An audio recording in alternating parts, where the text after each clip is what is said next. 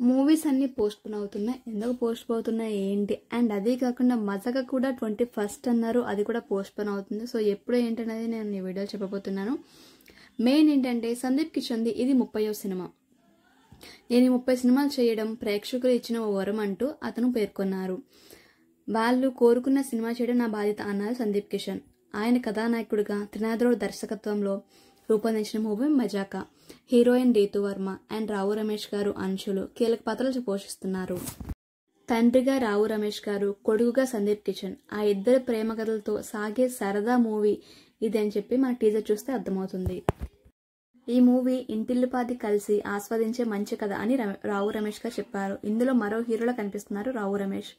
వసూళ్లతో పోస్టర్పై పెద్ద నెంబర్ కనిపించేలా చేస్తుంది చిత్రం అన్నారు. నాకు బాగా ఇష్టమైన కథ మజాక. ఇందులో మంచి హాస్యం, భావోద్వేగాలు ఉంటాయని సందీప్ కిషన్ తెలిపారు.